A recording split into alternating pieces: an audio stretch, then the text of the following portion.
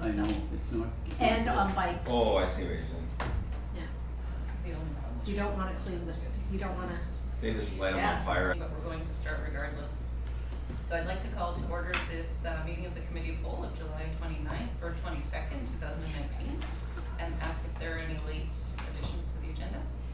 There is one late addition to the agenda, and that would be the International Overdose Awareness Day,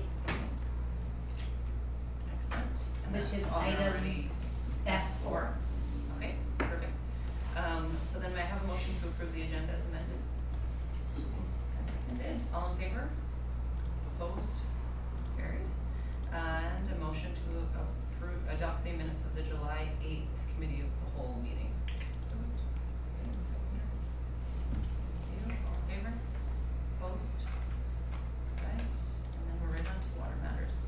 So we have a second quarter update, 2018 to 2022 strategic priorities, the operational plan and departmental activities, and I'd like to turn it over to our CEO. Thank you, Madam Chair.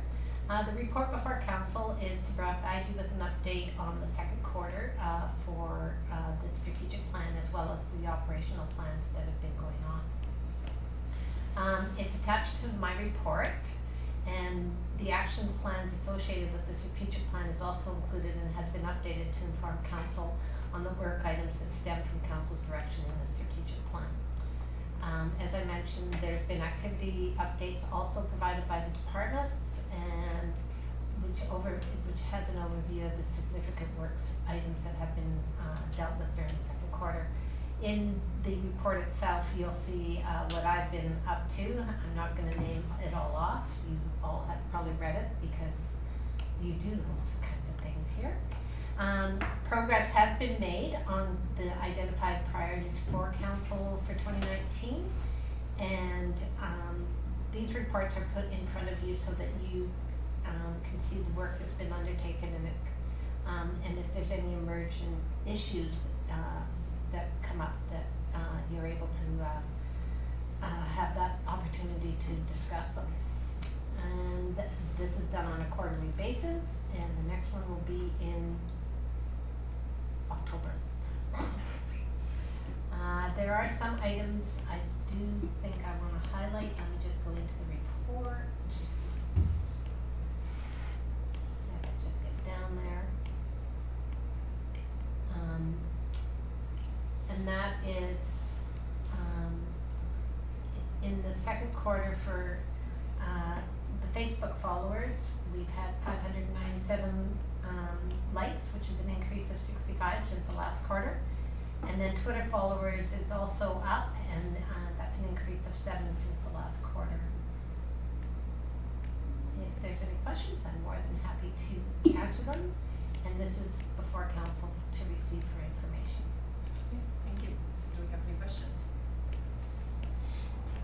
Going once, going twice. I have a question. Okay. It was about the business licenses actually, and I guess I've maybe just never paid attention to this number before, but from the first quarter to the second, we have 28 and then 46. Is the second quarter, like April to June, traditionally, do we have more business licenses at that time? Was there something interesting going on? Is that the time most are renewed? And you're looking at the business licenses? Yes, sorry, I'm on page 21. Yeah, I'm on that one too. So you're looking at 24, January 24? It says business. Let me just 46? Business licenses issued new, 28 for the first quarter and Yeah. 46 for the second. So that would be brand new ones Right. that aren't being renewed. Okay. So Is that normal that we would have that much of a spike? That seems like a spike to me unless it's not a spike. it might not be a spike per se, but I know some of them, sometimes it's businesses change ownership. So that would cause for a new business license. Okay. But I think there's more business going on in the community than, Yeah, it seems like a good thing. yeah. Thank you. I did have a question. Mayor Johansson, sorry. Just on the bylaw complaints, I see tons of bylaw complaints for puncture buying. Mm-hmm. I guess we get complaints and what do we do with them? We tend to send letters out to the property owners and provide them with the information on how to properly remove puncture vine from their lot and the processes that they have to undertake. And if they're ours, then we go out, we actively work on our own puncture vine within the town. It's just part of our yearly maintenance. But we do advise people when exactly how to get rid of it and try to stop the spread of it, because it is very noxious. Yeah, Councillor Grace.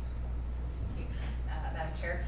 So for going on the same sheet here with the bylaw complaints, like I'm looking at some of the animal control ones that are still active from back in 2018. So is there a process to make sure that those get closed, or? What will happen is that we'll start one of those and then we'll get more complaints come in, and so we'll just reopen that particular file. Okay. And then they're asked to provide us with noise complaints if it's a noise issue, or usually it is a noise issue. Okay. And so we ask them to start, instead of starting a brand new one, we just go back to that original complaint file. There's some in here that I'm looking at the dates of and I think are mine, complaints that I had made, animal control ones that I see are still active, so I was just kind of curious as to. Okay, how they've- I'll have them Yeah, double check that. I'll have Matt I know. think they've moved anyways. Okay. I was just curious because it still said that. We I can- think it was mine. Yeah, we'll look into those just to make sure that they are filed, are completed Okay, thank you. and closed if they are complete. Alright. Any more questions? Alright, if not, then, do we need a motion to receive that for Yes, information? So I'm looking for a motion to receive the report for information, so thank you, Councillor Grice, second. Alright, all in favor? And opposed? Carried. On to E.2, investment policy, we have a report attached, and I guess I will be turning it back over to the CEO. thank you, Madam Chair. I'm going to have Mr. Leahy take you through this policy. Thank you, Madam Chairman. The investment policy, I believe this is the first time in the town of Oliver has, I believe previous councils have talked about an investment policy and put it onto individuals' work plan, but it has never really come forward in a formal process to council. So this policy is the attempt to do that. It's also, as the report indicates, its four main objectives are we have to adhere to statutory requirements, meaning that we're governed by the Community Charter and the Local Government Act, primarily the Community Charter, and it tells us what we can and cannot, the product that we can and cannot invest in. Also at the same time, saying that we want to make sure that we preserve the principal, the capital. We want to make sure this is the public's money, the taxpayers' money that they're entrusting to administration and to council, so therefore we must make sure that that capital is preserved as well in accordance with the legislation.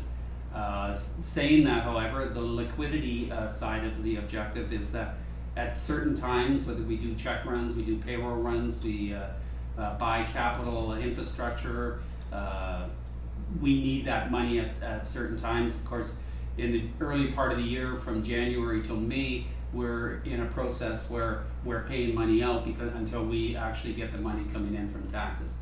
So it's an ongoing cycle every year. We're constantly balancing our cash flow needs. We do monitor daily our cash flow at the bank and compare it to what our deposits coming in, as well as our checks going out. And so we're trying to once again do that balance of investing surplus capital, shall we say, to make sure that we are trying to achieve a return on investment, which is the last objective, to meet the operating needs of the town council. So as I indicated, it's a lengthy document, the policy itself, and goes into explaining some of the criteria and who's responsible, who administers the policy, and it goes through some of the risk credit risk monitoring, what, when we're going to invest in items and what we're looking for with the different, whether it be financial institutions or banking institutions, could also be investment institutions that we would go out and seek input from in terms of helping the town achieve our the objectives that we're setting forth in this policy. Also, the policy lays out at the end of the year, we will put together a report and bring it back to council in the first quarter of the upcoming year. So for example, this year would be at the end of 2019. In the first quarter of 2020, a report would come forward to council as to how the investment portfolio achieved, what returns it achieved, the interest that was earned, etc. Once again, we lay out in the policy the constraints of our portfolio. Once again, basically just saying what we cannot invest in, and we do the AAAs, even the Bs, AAA minus, AAA plus, and I try to explain that in the appendix so you could get a feel for what that actually means in technical terms. And with that, like I said, it's the intent here is to open up some dialogue, open up some discussion. You know, it's certainly intended to put a policy together, so it's really a protection of council, and it's also a protection for staff as well. So therefore, there's no conflict of interest. There's various other things that come to be when we're dealing with some significant monies and they're entrusted with us. Thank you. Thank you for that. Councillor Michelle? What's the town been doing in the past? We- Is it money market funds or what? No. How do they do it? Primarily, there's two sources of investing that the town does currently. One is through the Municipal Finance Authority with the bond fund. And that fund has been, you know, the last couple of years has been a rough go in the bond market. But when I say rough go, they've been, 1 to 2% interest earnings. But this year, I noticed that they're quite a bit better. They're at around 4 to 5% earnings this year, which is quite good in today's market. Other than that, primarily they just go out and get term deposits from our local bank, which happens to be Valley First. And they've been very good. Like Valley First has been a very good company. I've worked with Valley First in my prior lives as well. And they offer competitive interest rates.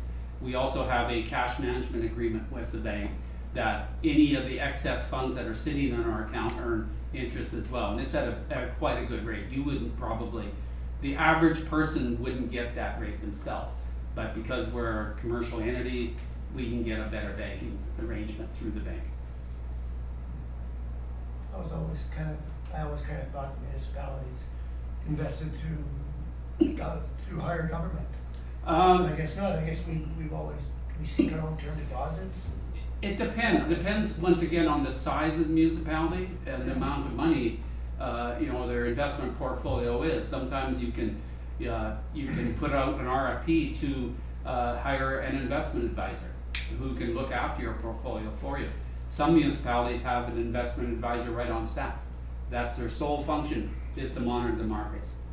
I'm not suggesting that at all here. And I know even, I can't say about the city of Kelowna if they have an investment advisor, but a lot of the parties now have really taken that to a third party and put it out to investment proposals.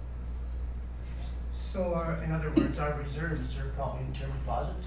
Because we Not all. We do have about $2.5 million in the Municipal Finance Authority. We have approximately, I think it's right now about $7 million in GICs with Valley First, with staggered maturity dates.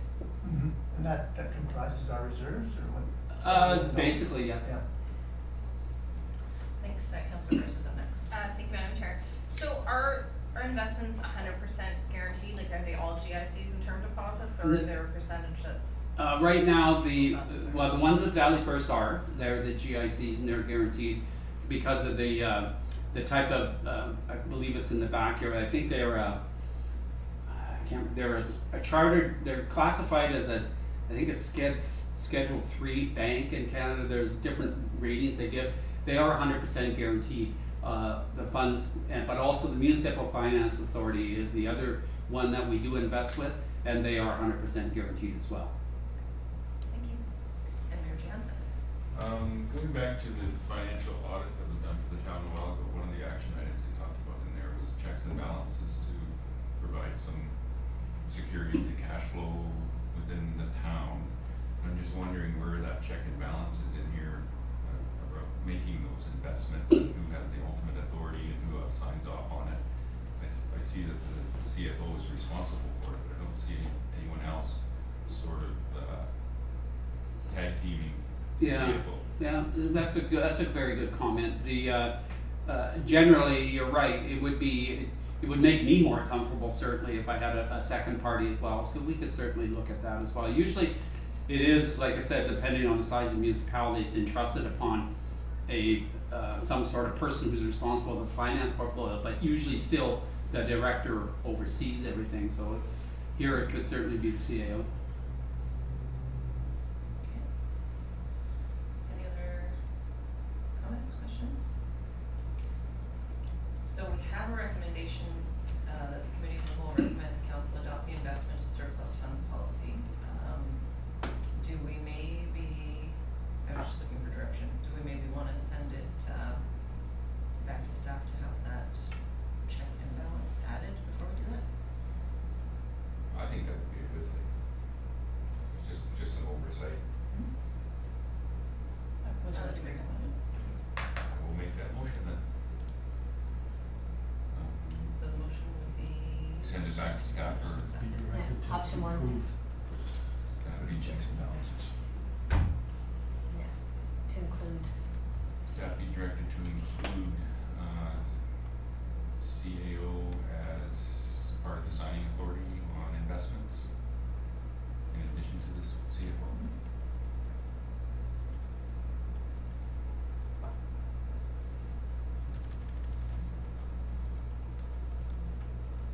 So that the committee of the whole directs staff to include the CAO as signing authority on investments in addition to the CFO. That's the motion, does somebody wanna second that? Alright, thank you. Is there any discussion on the motion? Okay, Councillor. Thank you, Madam Chair.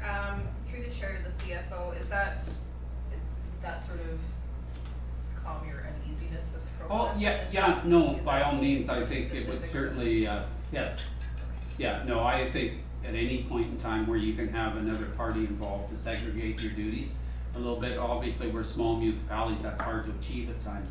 We're just trying to eliminate potential risk, I guess risk is, you're always, risk reward type thing, you're always trying to make sure that there's two people involved in the process. So the CAO is not currently a signer on investments and. I do sign on those things, Yeah, but usually the investments are just basically done, in the finance department.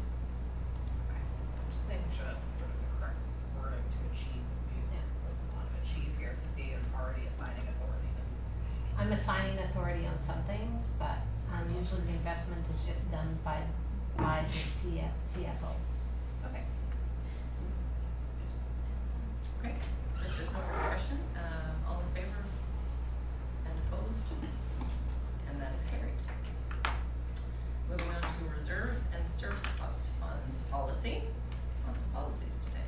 Lots of Back over to policies. the CAO. Thank you, Madam Chair, and again, I will pass this over to the CFO to, bring council through that. Thank you, Madam Chairman. This is as it states, a reserve and surplus funds policy. It's to provide guidance and direction to council and to staff as to, it's provide insight into what reserves we have, what the reserves were intended to be set up for. Also provide a little bit of insight to council as to why these reserves existed, also what we think should be optimal in accordance with, I actually did a lot of research on this with various municipalities as well as the GFOA, which stands for the Government Finance Officers of BC and of North America. And there's tons of policy out there. I used about 5 or 6 different policies trying to glean the best out of a lot of these policies and trying to make it to fit into our town and so therefore this is kind of my first cut at this policy, so I'm definitely expecting some feedback and some hopefully not too many revisions, but that's fine. If there's revisions, that's perfectly fine. Like I said, this is our first cut at this policy, and so I'm certainly open to suggestions. And the report itself, I did make some recommendations. We can deal with that towards the end, or if this report comes back in another meeting, we can deal with them there. The report itself, as I stated, what the reserves are intended to be used for, they're intended to ensure stable and predictable levies, focusing on long-term financial stability, safeguarding and maintaining existing assets, providing for operating emergencies, and financing new capital assets. Reserves and surpluses should be kept at or above minimum recommended levels and allowed to increase to optimum balances during healthy economic times to provide stability in lower economies. Constant demand on reserves and surpluses is not sustainable and will lead to eventual increased taxation to maintain service levels, or the alternative, reduction or elimination of service. Therefore, like I stated, the policy went through the policy administration, who's responsible for it, and I suggested that, and I was pulling this from a lot of different policies. CFO is primarily responsible for the reserve policies and the status of the reserves. All of those reserves are subject to audit on an annual basis. The contributions, most of the contributions to reserve are budgeted, not all, but most. The minimum and optimal balances, I've looked at every one of the reserves. Some is very difficult to determine an optimal or a minimum or a maximum reserve balance. Some we can actually have some guidance, meaning, for example, our sewer assets or our water assets, as to what amount should be a reasonable amount in the reserves. And a lot of that is also open, it's subjective. They're certainly open to interpretation. It's also open to the amount of level council may or may not want to borrow. Because if a council is totally comfortable with borrowing funds, then potentially the reserve balances aren't necessarily needed to be as high as they are. But if a council doesn't want to borrow, then you definitely need more reserves. All reserves are going to have interest, that's our current practice already, whether it's a statutory. Statutory reserve means it has to be established by bylaw in accordance with community charter. It can only be used strictly for what the bylaw says it can be used for. And we have about 4 or 5 or 6 of those bylaws like that. The last one that we did actually was the police, that was set up here about a year ago. That is actually a statutory reserve, the way it was established. So, as I don't want to go on forever, like I said, it's a lengthy report.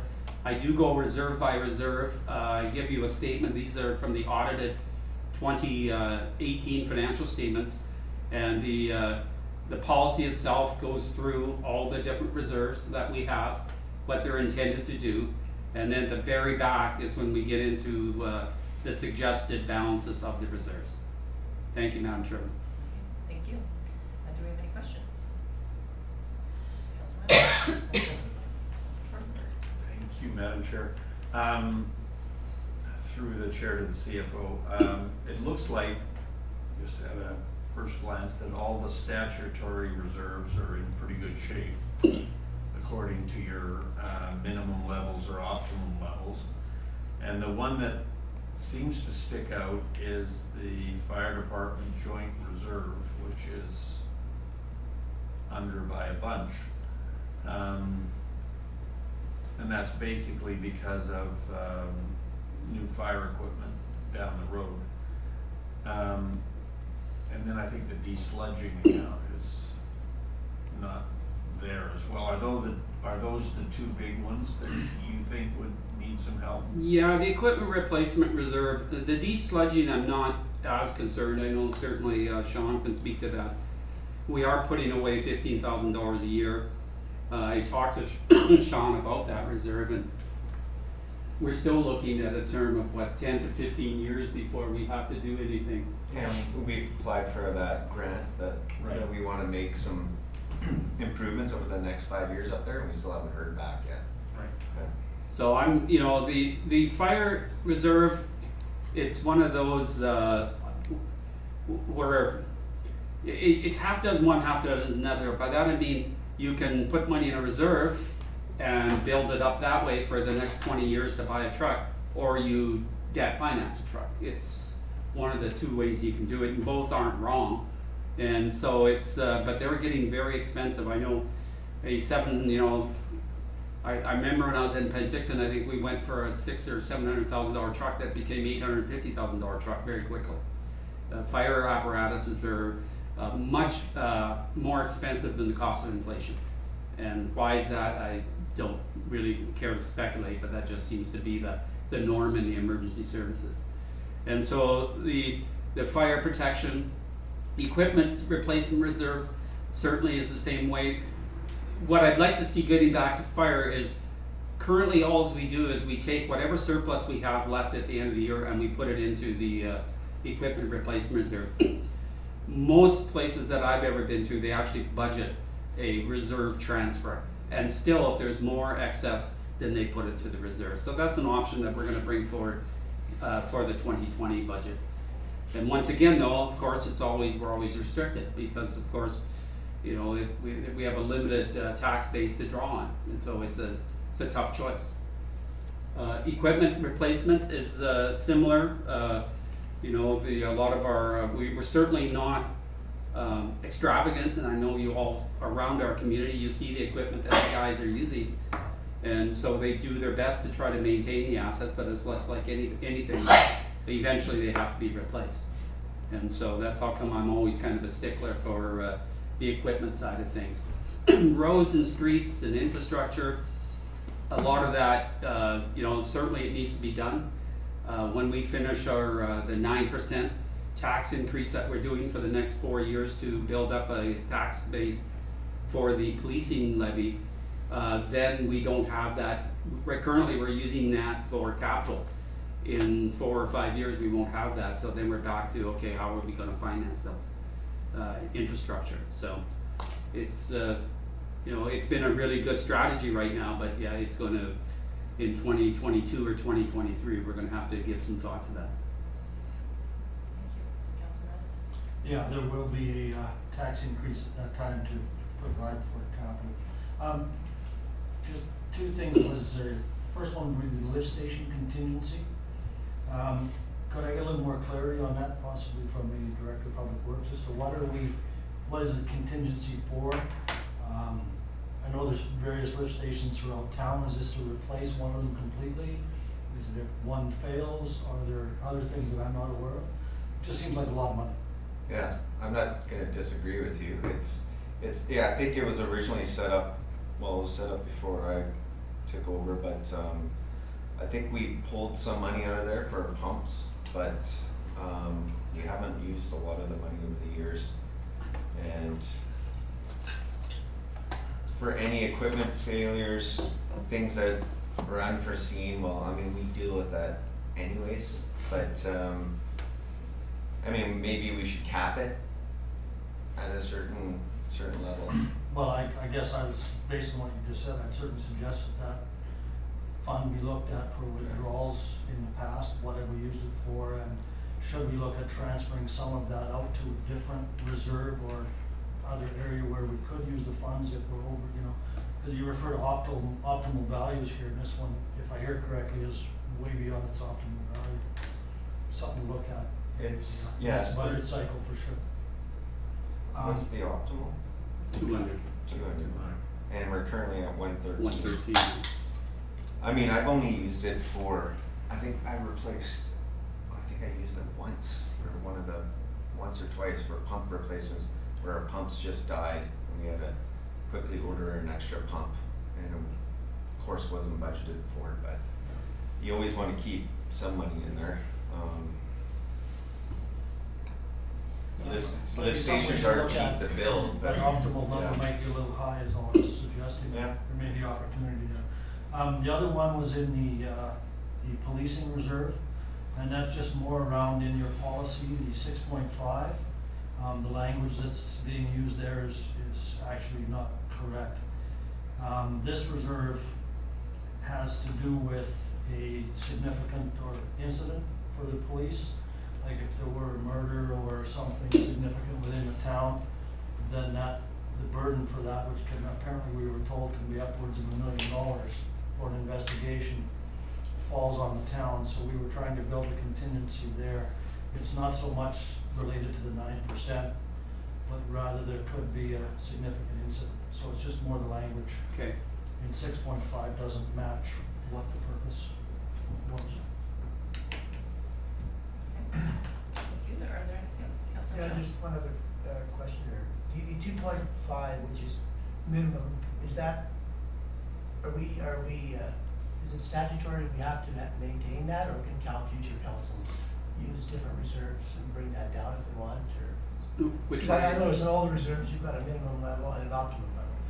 What is that minimum, what's the definition of that minimum level? I the think minimum- percentage of your I can understand that, but are we mandated to do that, or can councils? No, you're not mandated to do that. It's primarily, out of all the research that I went through and all the policies that I went through from the various, whether it be Abbotsford, Kelowna, I looked at Penticton's, I even looked at, because I tried to figure out some municipalities our size, and looked at Merritt.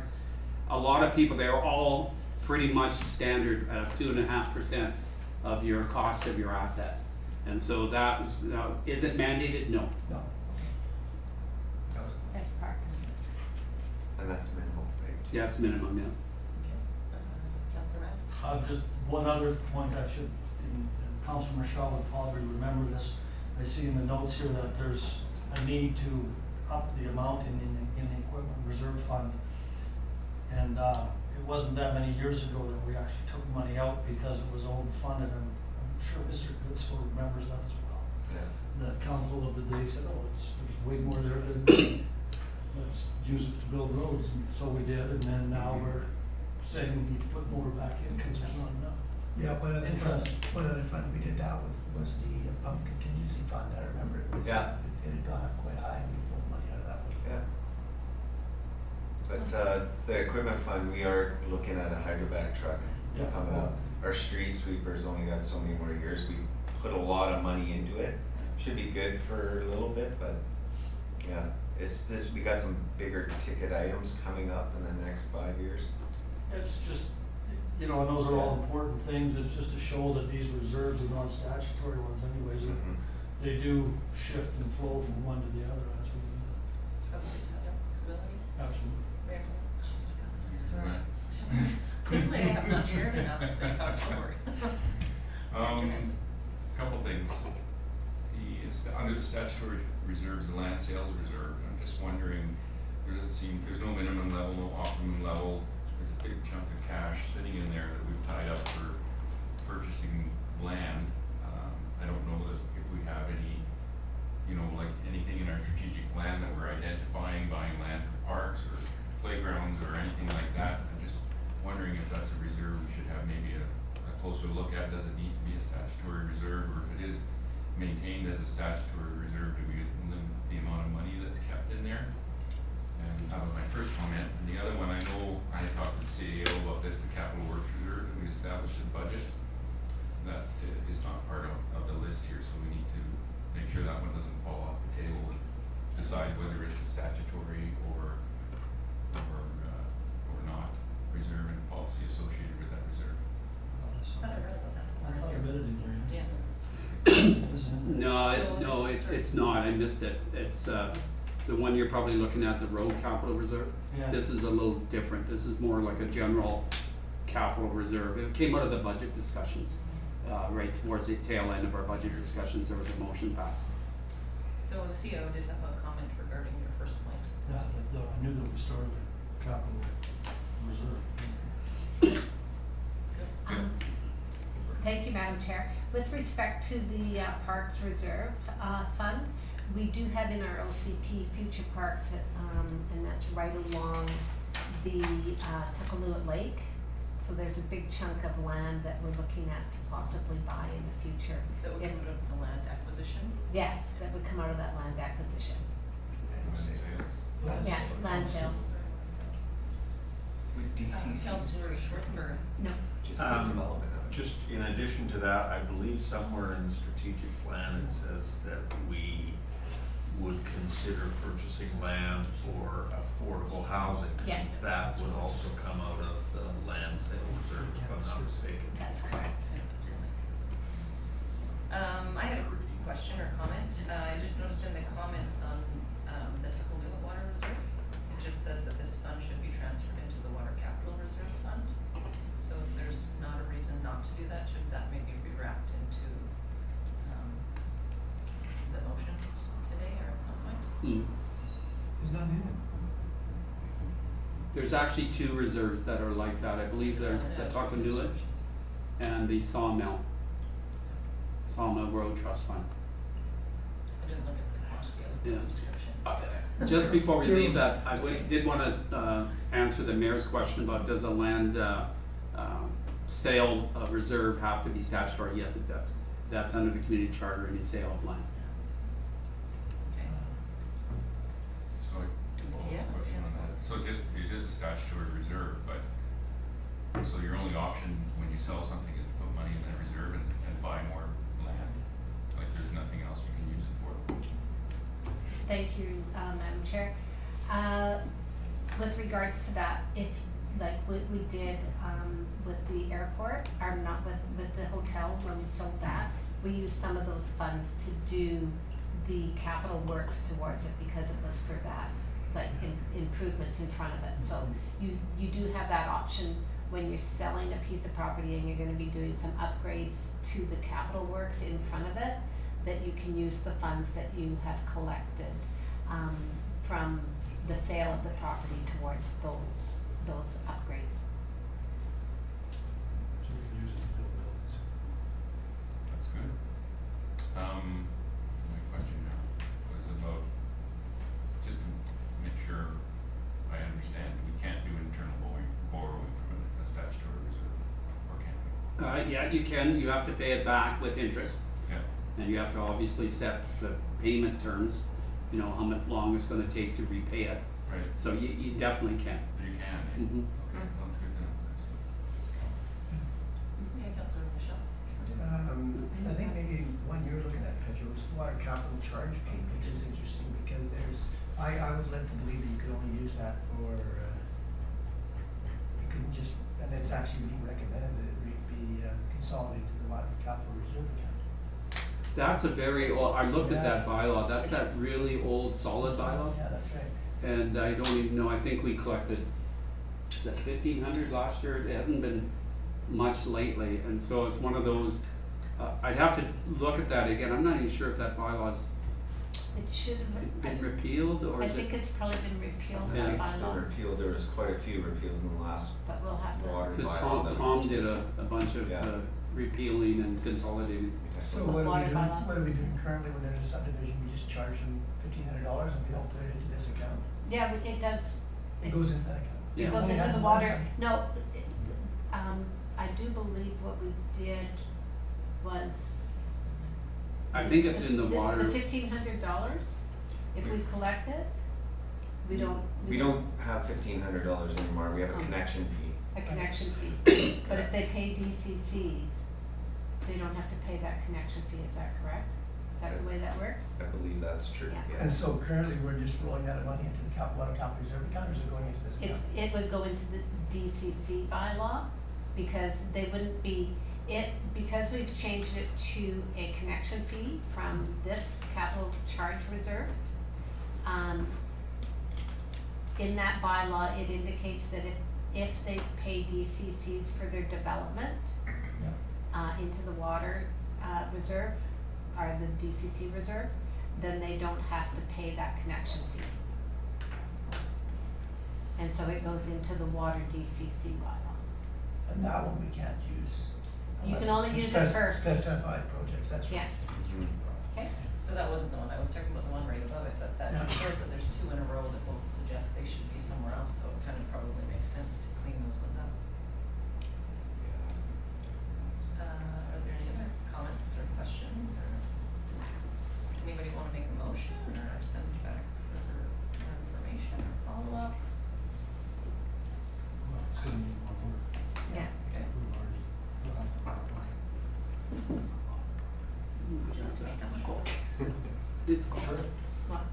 for that, That's the, good stuff, report Yeah. be,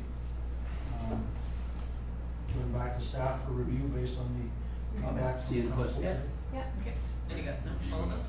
yeah, Doug's been writing Yeah, notes. they're bringing it back when it's ready. Yep.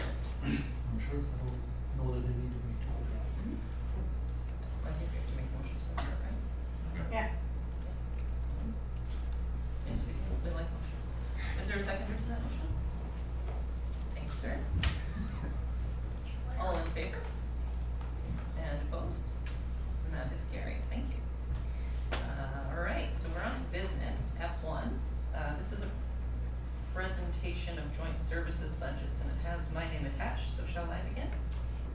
you Or would can, you or like do you to- want me yeah. just to refresh everybody's memory of this particular item? Sure, that would be lovely, and then I can take it. Thank you, from there. Madam Chair. Okay, so back during our budget discussions in 2018, it was requested, there was a notice of motion put in there, and rather than do that notice of motion, council directed staff to communicate with the shared service people to come and provide a preliminary budget information presentation to us for the shared services. We did send a letter out to all the agencies, which is also attached to this document, indicating that we were looking at January. Now, we picked this date in conversation with the RDOS to see when they required their stuff. And from what I understand, the RDOS begins their budget in August. And the deadline to the RDOS is October 7th for external, and internal it's October 7th too. So that's why we were requesting people to come to our first meeting in September, because we don't have one at the end of September. Right. And then we have talked again to John, and he's not seeing this as an onerous request for the groups to come and talk to us and present. But Councillor Veintimilla asked for this to come on due to some concerns she's had from some of the representation, some of the societies that she represents, the town of. So I can take it from there. I'm on the Heritage Society right now, as appointed by all of us. And so when we were planning our sort of meetings and planning sessions and budget sessions for the end of August, September time, it came up that we've been requested, or the society has been requested to make the presentation to council at our first and only meeting in September, which is the 7th, I think, maybe the 9th. And that was causing a little bit of angst, because the budget itself doesn't need to be submitted to the regional district until the beginning of October. And I have read what we passed last year now and understand that I was remembering it different than what we actually said. So I was remembering our conversation. I thought that we were requesting the society, so Heritage, Parks and Rec, the theater, OTA. anyone else, OTA, to come and present their budgets to us before deliberation at the regional district, because I remember that we want, or according to my memory, we want to, as a council, we wanted to get a bit of a heads up, because we're not all on the different societies or the different organizations, so to be able to see those budgets and have a bit of an awareness of what's going on before they're going into beta at the regional district. I didn't remember our conversation being, although I've read it and realized I was wrong, that we needed to see those budgets before they were even submitted to the regional district.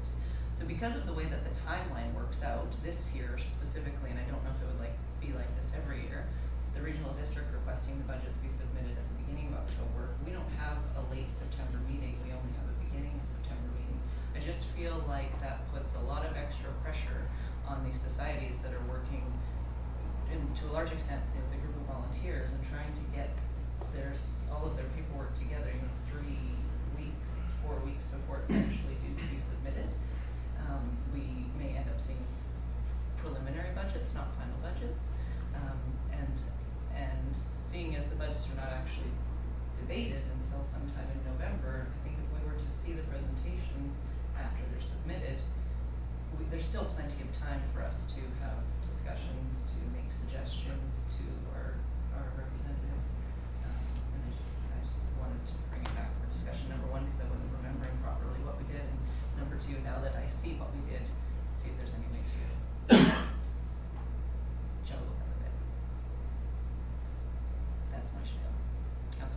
I understand what you're saying. The issue would probably be then in this, what I'm seeing on, is the and approval prior to submission. Certainly would like to see them before adoption of the pen tip. And it's not that, as we've discussed many times before, it's not that we can change them or would change them or even ask for change, but it's nice to have that opportunity that if we see something, we can say, hey, you know, this is Oliver's interest in this particular budget. For sure. You know, so I don't have a problem with changing that portion of it. I certainly want to see them before they're approved. I'm still waiting since November, I guess it would be, of last year, to see the budgets that I asked for from the theater. So, you know, it's almost as if you gave us the money, now we don't care.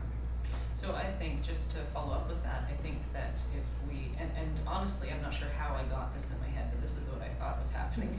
The budgets get submitted to the regional district and they get submitted to us. And then there's, 4 to 6 weeks in there for us to have our presentations from the organizations before the budgets are actually deliberated. So there's plenty of time for us to provide feedback to our rep to take forward. Councillor Schwarzenberg. Thank you, Madam Chair. Councillor Madison and I sit on OTA, and they expressed the same angst about coming to council early in September with a budget where they really don't get down to their numbers that early. And as you say, it would be a preliminary budget at best. So I can see moving it back a little bit. I think that would help. It's just the elimination of those few words about the submission. Okay. CL. Thank you, Madam Chair. I'd also like to point out that in talking with the Parks and Recreation Manager, she has indicated that it's in their bylaws that they invite all of council to the meeting that where they're looking at their budget. So it would almost be a duplication of having them come here and everybody go down there as well. So it might be that, They don't Either have one to- qualifies as far as I'm Yeah. concerned. that it's Doesn't have to that be. particular, Yeah. because I know that last year even staff are invited to attend it. Yeah, I've always attended their budget Yeah. sessions. And And if so the theater is the wanted to have it CFO. up the theater, I'll go. Yeah, that's true. Are there any other comments? No? Madam Chair, I would support the change as well. I think, in the spirit of us just wanting to have an opportunity for input, I think that as long as it happens before budget approval, the argument is it's not. And it is also just nice to have heads up, because if you're not actually sitting on that society, you probably don't have an idea of what's going on, so it's nice to be aware. Okay, so are those changes difficult to make then? Sorry, I don't have the thing in front of Okay. me. So what we originally did, I don't have a proposed motion in So- front of me, so I'm not really sure. So, what to do. I'll try and start it, I guess. Sure. Is that staff be directed to change the notice of, or the existing motion to delete prior to or the words to submission? Yep, just prior to submission. So, our original motion was that council directs staff to communicate with shared joint service organizations that the town receive preliminary budget information and presentation prior to submission to the regional district beginning 2019.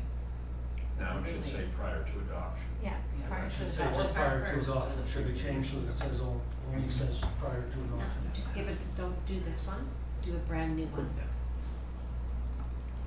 Yeah, it's hard to. Type faster, man.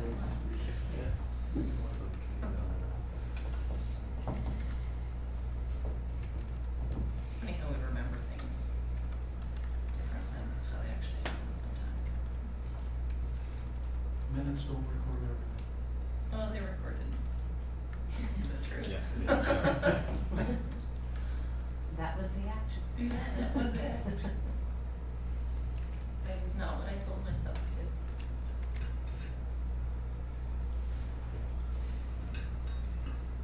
Preliminary budget information and presentation prior to adoption. Good. Like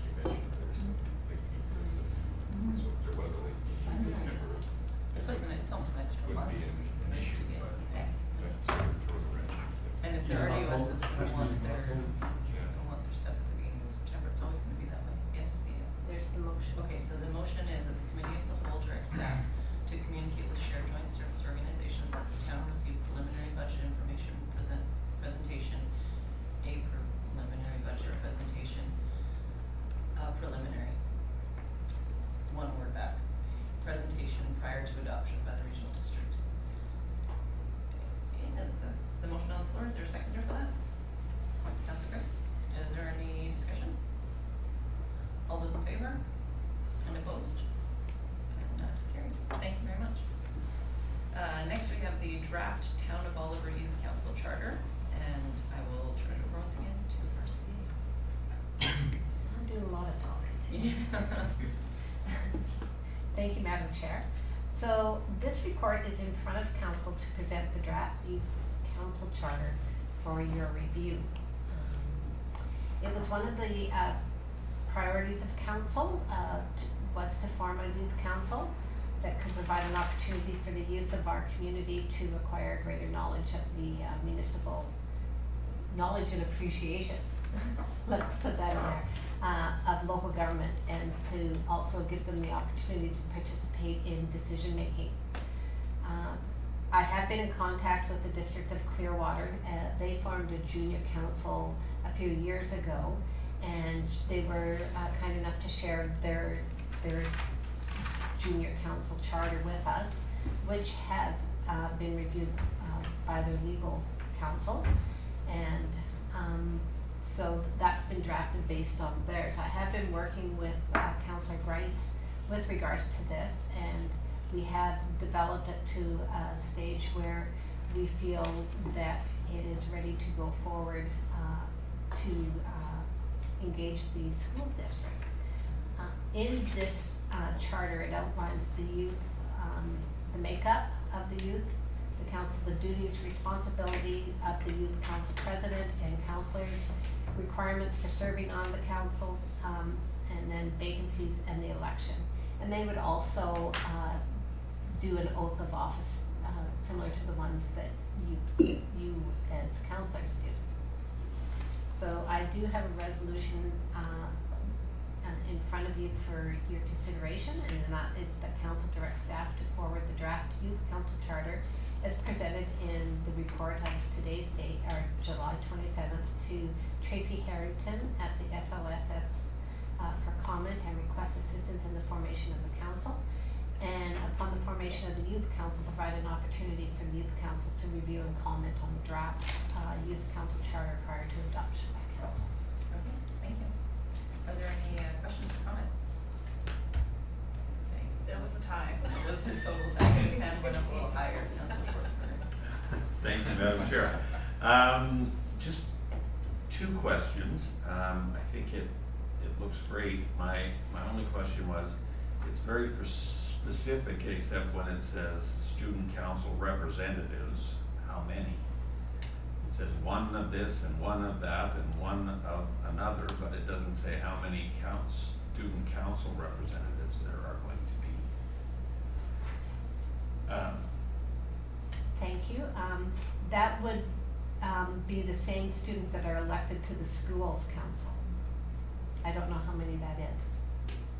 Is Okay. there a school council usually? In theory, but I don't think they've had it They've never had an necessarily election. in the past, for certain years. That may be part of the recommendation from the school. Yeah. And my other comment was, what about a youth that it does not attend SOSS for whatever reason? Is homeschooled, lives in Oliver, but goes to school in Penticton or Soyuz for some reason. Would there be an opportunity for them to be appointed, say by council, as an extra member? Because this is very specific to only SOSS students. Thank you. I'm sorry, no offense to your comments, but I probably should have handed it to Councillor Laura's first. Oh. It's her baby. That's okay. Thank you, Madam Chair.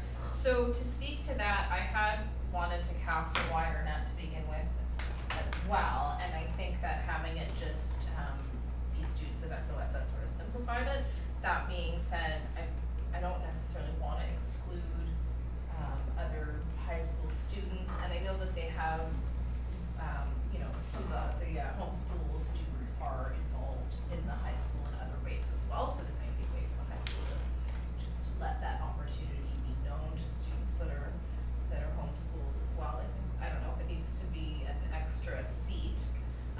And then to speak to and I think that's something that I missed as well, talking about the student council, because I don't know if they do that there or not, because my understanding was it was just going to be a chair and 4 counselors. Okay. So that it would mirror ours. We can put that way. For now, I mean, for a jumping off point, and in discussions with Tracy Harrington, we may find that they have a youth council or a program that they want to match this up with, but I think we needed a starting point.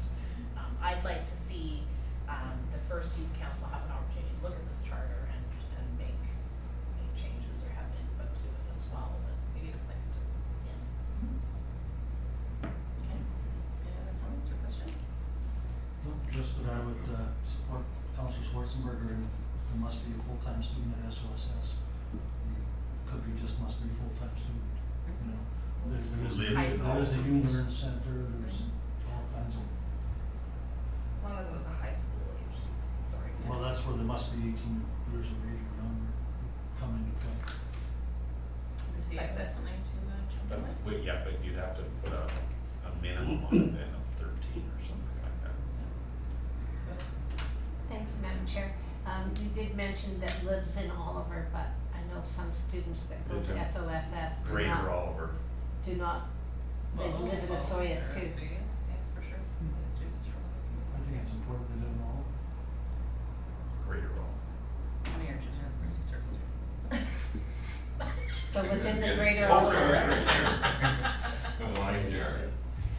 Not to throw a wrench into that, recommendations by Councillor Schwarzenberger, but we also say, it also says in here, elected by the students of SOSS, so not that it's a bad idea to include other people, but there's obviously more tweaking that's gonna need to go on. Yeah. If you're gonna elect somebody that's not going to SOSS, how are you going to elect them? I think it probably really depends on whether the high school currently has any sort of a group going or not, so it sounds like. Yeah, and I mean, that's a discussion we'd have to have with Tracy Harrington. Mhm. Yep.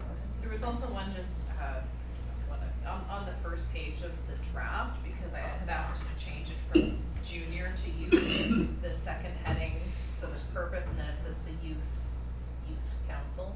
I The think youth it was just 'cause council. it used to be junior. I got youth. Okay, I'll fix that.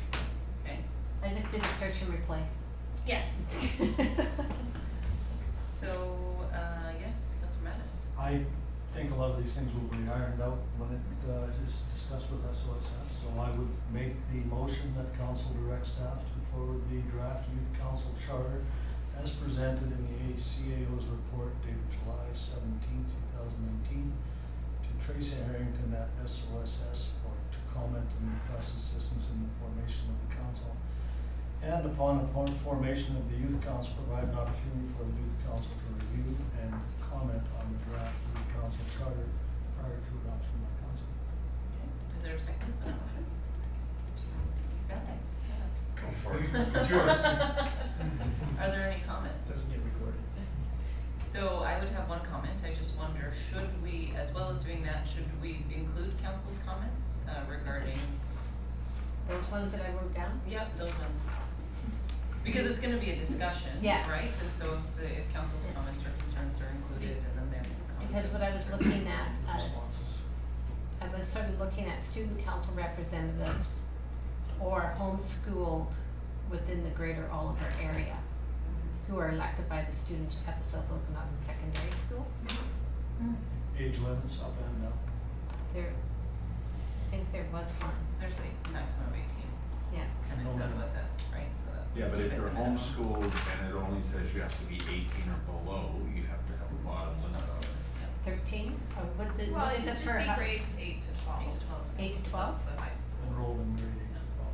Yeah, Enroll in just- grade 8 to 12, perfect. 8 to 12. I think it's important to include the comments just so they don't get lost, Yeah. otherwise the Perhaps the- conversation starts fresh and then it goes like. Perhaps the 27-year-old who's still in grade 12 won't apply. Doug mentioned that. Ah. I said they might not meet the qualifications. Okay, so, do we need to add that to the motion, or it's just, that's just I'd- what's happening? As, I would probably forward the draft charter as amended. Or draft, I would say draft charter and council comments, Yeah, Yeah. draft charter presented as and presented council. in council comments. So that's, is that a friendly amendment? Do I That need works. to have, second? I like a friendly I amendment. take it as amended comments. Okay, if there's no more questions or comments, I will call the question, all in favor? And opposed? That is carried as well. On to number 3, Cannabis Applications Process. I'll turn it over to our CAO. Thank you, Madam Chair. This was a request by Councillor Veintimilla to just have a quick overview to the process for our cannabis applications, to ensure that everybody is of the understanding as how it is, because of a report that was in one of the papers in town that indicated we were doing a survey. So I will pass this over to our Director of Development Services, and he will provide you a verbal overview of how this works here in our town. Perfect, I think it's a great idea, thank you. Thank you, Madam Chair. So the purpose of this presentation is just to provide a refresher to council on how we process cannabis retail store applications. So a bit of a background, so through the implementation of the new zoning bylaw last year, cannabis retail stores became permitted in the TC, which is the town center zone, and the C2, which is the commercial highway zone. And these are the primary commercial zones within the town of Oliver. So following that process, the town's land use procedure bylaw was amended as well, which lays out how we process the applications. So I'll just speak to them a little bit now. So the first step for someone wanting to open a store is to apply to the LCRB, which is the Liquor and Cannabis Regulation Branch, and they have to have an address in mind. So we receive a referral from the LCRB that someone has applied in our town for a store. And they begin the process of what they call the fit and proper assessment. So that's where they do background checks, security screenings. So during that time, because that could take a few months at least, there's still some that are ongoing now. The town, we can look at the location, make sure it fits the zoning, and if it doesn't, then we could start the rezoning process. Once the town receives notification that a fit and proper assessment is complete and the applicant checks out, then we start the notification process. So that's what's going on now with one of the stores, Blue Water Cannabis on Main Street. So what that means is a notification sign on the property, letters to residents within 100 meters. It goes on the website, social media, and advertising in 2 issues of the newspaper. And this is a 28-day notification period, and what we're looking for is just comments from the public about this location. And then those comments are incorporated into a report and forwarded to council for consideration. So at that time, council can decide to make a positive recommendation, a negative recommendation. If they make a negative recommendation, then the LCRB will not issue the permit, or they'll not issue the license. So they have to actually receive a response from the town, and it has to be a positive recommendation for a location. And so after that, after it goes to council, then the local government, if the local government approves and everything checks out on the provincial side, then they'll grant what they call approval in principle. And then the applicant will go and build out the store. So they'll receive a sign permit, a building permit for interior alterations, and then they'll get a final inspection by a member of the LCRB. And once the province issues that license, then the town can issue a business license. So it's a bit convoluted, but where we're at now is there's actually 2 applications that are going to we're hoping to take to the August 26th meeting. So Blue Water Cannabis being the one on Main Street, it's in Christine's Closet. That's what it used to be called. It's right next to the Pharmacy. So they've received the fit and proper. they've made an application to the town, and the notification has commenced.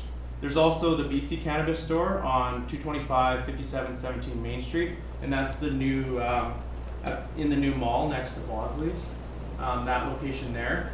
And we've let them know that we need an application, and we're going to start the notification process for that one shortly. So those two we're hoping to take to the August 26th meeting. And then there's 4 others that we're aware of. They haven't actually officially applied to the town, but they have applied to the LCRB, and it's been forwarded to the town saying that they've received an application. And I mean, I can discuss those 4, one of them being Cannabis Corner, which is 170 5717 Main Street. So that's also in that new mall, and it's next to the liquor store there. There's Interior Cannabis, so that's 6234 Main Street. That one's next to the fish and chips place. There's Tumbleweeds, 6276 Main Street. That's next to Sundance Video. And Higher Path, 5859 Main Street.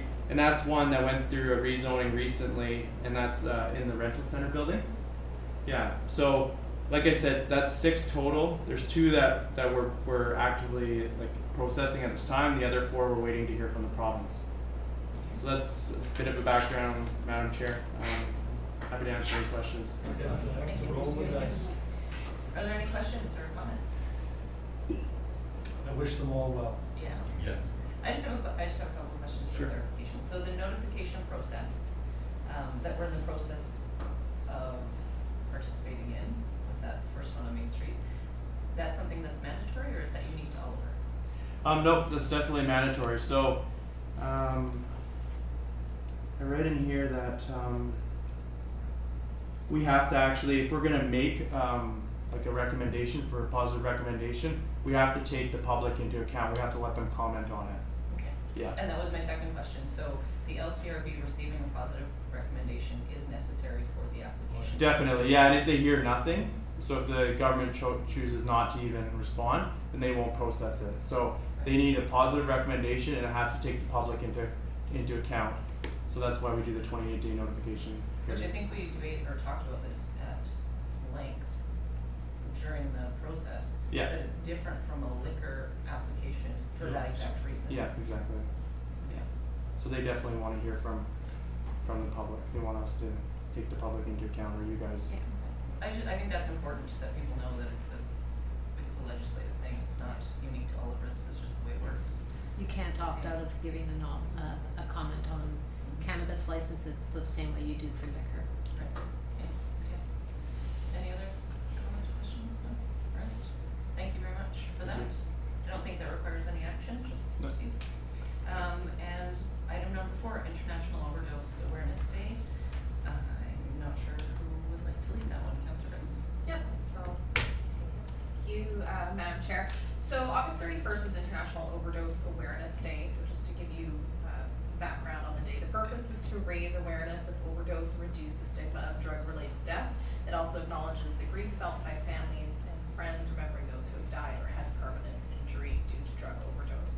So the reason that I'm bringing this to council today, I think it aligns with our strategic plan under Safe Communities. It's known that removing stigma helps to encourage drug users to seek help. Many of us had attended the naloxone training. We heard some personal stories about how easy it is to get addicted to opioids just through a legitimate prescription of painkillers. The Crime Prevention and Public Safety Committee has also identified drug use as a major contributor to our local crime problem. So what I would like to get council's opinion on is if this is something that we can bring some awareness to. It's probably a little bit late to host an event, although it's something that if I've got council support on it, I can sort of suss out within a week or so if it's something that I can make happen. But other than that, I thought that that the town could at least have some information available through our social media. There's content that's available on the Canadian Mental Health Association website, as well as overdoseday.com that I can share with staff if I have council's support on that. If we do host an event, it's on a Saturday, so it wouldn't be something that I would expect staff to be involved in necessarily, but it could be something, outdoors at a park or indoors at a venue, weather depending, have some speakers with personal historical stories, perhaps some naloxone demonstrations, and a sharing of resources. So if an event can't happen, some of that can still happen through social media. There's also something else that some other municipalities do. The color for Overdose Awareness Day is purple, and so I think like Niagara Falls gets lit up in purple that day. I don't know, The bridge in Kelowna. yeah, the bridge in Kelowna, so shining some purple lights or flags or something like that, I'm not sure what that would look like. But I thought even as a start, if we can sort of share some resources through our social media, you know, that's a step that we can take towards reducing this crime problem that we're having in town. Are there any comments or questions? No, I think it's a good idea, that bringing awareness helps, you know, remove the stigmatism that you talked about. And we did hear that the majority of the crime in town, property crime, is rooted in addictions and drug activity. Comments or questions? I think we've Yeah. all lost someone we know. I like the idea. I don't know if it might be too late to pull together an event, and there's lots of resources through the Interior Health. I forget their actual name, but it's the awareness and prevention team. They have lots of stuff just ready to go, basically. I'm sure we could get some information or resources from them, and I like the idea of, don't know how logistically how you deal with something like that, but I like the idea of us choosing something that we want to just as a symbol, light up like many other communities do. So Yeah, it seems like something we could do in that period of time, but I'm not, like I said, I wouldn't actually have to do it, so I don't know. I mean, I if it's thought doable. of shining some purple lights up on the town hall, but being in the middle of August, I don't know if people would even see that or how that would. Doesn't get Maybe a dark. nighttime thing. Doesn't get Yeah. dark till 9:30. Yeah. And as far as an event goes, I mean, if council's comfortable with it, I can sort of take a crack at it over the next week or so, cause I think we wanna at least have a month to sort of advertise and make people aware of it, so if I could sort of figure out whether or not I can pull it off before the end of the month, then I'd be happy to champion that. Okay. TA. Just wondering if you're gonna be wanting any funds to go towards this, if you have an event. Probably need to know that within the next 2 weeks, eh? You might wanna know, yeah, because we're not gonna be able to, like, we have to make a determination here as to where the funds will come from. Do we have one more meeting before the 31st of August? Oh, yeah, the 22nd, but. So we have one more opportunity to, like, if you were to work, I'm just thinking, because how would we know how much this is gonna cost without even, if you were to be able to work with staff over the next couple of weeks and come up with a possible plan, if there is one, if there's the time for it, that can be brought forward to our next meeting. Yeah, I mean, I think that for the most part, there wouldn't be much of an overhead, like I think that these organizations that would come out, do the talks and do naloxone training, I think they have their own sort of resources for that, because that's what they do, I mean, this is just an assumption, I'm not sure. Yeah, it's hard to ballpark what kind of funding we would need, and I mean, the event itself is kind of lofty at this point, it's pretty soon, but I think even if we could do something on social media, would be better than nothing. Councillor Schwartzberg? Thank you, Madam Chair. Yeah, the next meeting is August 26th, Yeah. so that's cutting it short to Yeah, get that's any not- funding. So I would certainly be in favor of doing a social media thing to get, as our, first year, and get something started, and then maybe in subsequent years, we build on that footprint and go forward. Anything else to add? I agree. Unless you really think you can pull it off in the next 6 weeks, then definitely a social media campaign and some resource, I'm sure we can have resources in the town hall leading up to the 31st. Like you said, they're already available. It's not made into available. No, I mean, I know by the end of this month whether or not I could pull off an event, but, yeah, I mean, as far as coming up with a budget, and then, sorry, Go ahead. Meg, to the CAO, do you have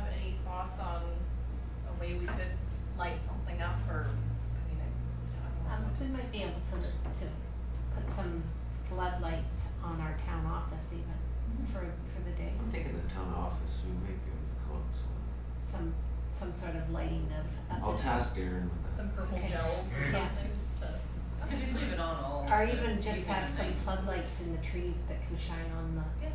on the whole building, Okay. something I like like that idea, for our first year, the lights and the social media campaign and maybe some materials available. Mhm. Materials available. Just replace some bulbs that they have. Yeah, I like the hard copy material, but there would be a cost associated with that. Well, I mean, I would suggest Unless just we looking can through interior find health, some, because yeah. they do exist, like that whole team exists and they were at Silica. And Yeah. they had a whole table set up with all of the, forgetting what their name, it's awareness or harm reduction, it's harm Mhm. reduction. I think I still have that there. If I may then propose a motion, that the committee of the whole directs staff to have a social media campaign in regards to International Overdose Awareness Day. And light up town hall in Humboldt. okay, Or and investigate ways to make it done. Might be useful for other celebrations, mounted in the Yeah, trees. something. and light up Yeah, he's in the light up winter too. the town hall. Exactly, Christmas time. Is it the sales? I know it was the Why not? Is it You the- can do that with Why not? LEDs, yeah. Red and green and then Yeah. Click the couple switches and you get. for all, whatever we're celebrating. We've got the gist there. Okay, Rain- and rain I'll will- share those resources. Yes. Rainbow. So we have the motion on the floor, is there a seconder for that? That the committee of whole direct staff to share a social media campaign regarding Overdose Awareness Day and to light up the town hall purple? Thank you. It's been moved and seconded, do we need the date of Overdose Awareness Day, or is that not necessary? We sort of know, You got it. it's August 31st. Perfect. So if there's no more discussion, on the question, all in favor? And opposed? And that's carried as well. Public question period. We'll move right through that and motion to adjourn. Thank you. All done. See all the stains. There we go. I'm sorry, I like, I'm sure.